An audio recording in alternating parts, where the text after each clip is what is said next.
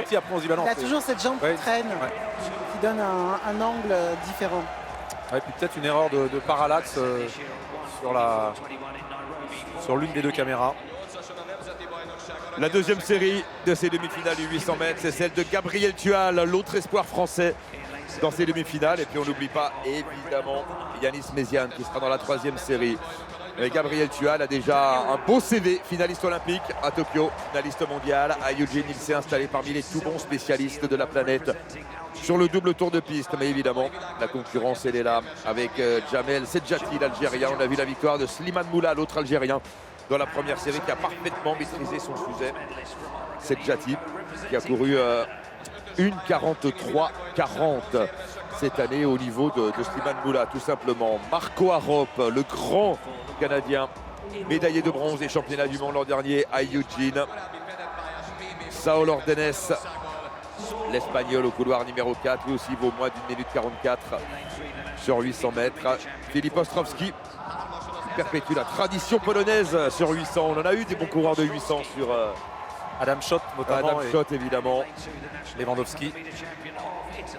Et puis enfin Cataline Tekucianu, l'Italien qui sera au couloir numéro 2. Gabriel Tual, le coureur de 800 licencié à Talence, sera au couloir numéro 9. Il aura juste derrière lui Kipnietich, le Kényan. Et puis pas loin également Daniel Rowden, le Britannique. Alors on a vu les mésaventures de Benjamin Robert dans la première série. Mésaventures de placement. Ouais, voyons si Gabriel est capable de s'en sortir. Il va falloir être vigilant, mais ça pourrait être une course plus tactique, où on peut se qualifier à plus de 45, tout dépend. Encore une course très dense, 6 coureurs ont fait moins d'une 45 cette année dans cette série. Voilà, et quand on est à l'extérieur comme ça, il ne faut pas se faire surprendre par l'intérieur pour bien se rabattre. Là ça va, il est bien. Ça va être plus raisonnable normalement. Et comme d'habitude, c'est le grand Marco Arop qui se rabat en tête. Avec son grand gabarit, c'est le plus grand. 24-29, on est à peu près... mais ça commence, c'est un 24-29 en ralentissant un petit peu. Donc à mon avis, on sera plus loin, plus près des 51 que des 50-30 comme on a eu tout à l'heure au passage à la cloche. Arop en tête devant Rowden en troisième position. Jamel Sedjati, l'Algérien, et Gabriel Tual qui s'est bien placé là. Attention à passer sans fermer au 400. Il est en cinquième position pour l'instant, Gabriel Tual, avec Kipnietich, le Kényan. Voilà, une seconde plus lent que tout à l'heure.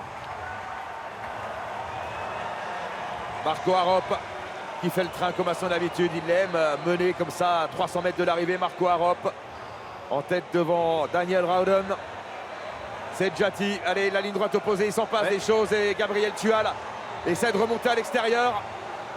Aïe, ça coince un peu là pour Gabriel. Ouais, alors là, il a deux options. Se rabattre. Ça coince. Attendre à la corde. Il y en a 5 devant lui quand même. Il y en a 5 devant lui. Et voilà, maintenant, il faut y aller. Allez. Avec Marco Arop toujours en tête devant Sedjati. Il part de loin, Gabriel Tual. Il part de très très loin. Il part de très très loin alors que Marco Arop est toujours en tête. Gabriel Tual qui remonte, qui remonte. Et il y aura 2 qualifiés, autant on le rappelle. Et il ne sera pas dedans. Cinquième de sa série, Gabriel Tual éliminé. Pas de Français pour l'instant en finale du 800. Il reste une chance avec Yanis Méziane tout à l'heure dans la troisième série. Bon bah voilà, ça ne réussit pas. Benjamin Robert a attendu justement la fin de cette demi-finale de Gabriel Tual. Il est avec Thierry. Benjamin, j'imaginais pas faire ce genre d'interview avec vous à l'issue de cette demi-finale. Moi non plus, mais bon, c'est le jeu. Ça allait vite, là, je pensais pas que ma série allait courir si vite vu les coureurs qu'il y avait. C'était pas la stratégie qui était prévue au départ? Bon, pas du tout, franchement, pour moi, il n'y avait aucun mec qui pouvait mener. Neng a mené, est parti très fort, on est passé en 50, premier 400. Et j'ai rien pu faire, clairement. Ils étaient plus forts que moi, ils me sont retrouvés derrière, comme un meeting, sauf que bon, j'ai pas eu le jus pour la dernière ligne droite. Fallait que vous fassiez votre record quasiment, pratiquement pour passer en demi, là, ça court 1:43, c'est incroyable.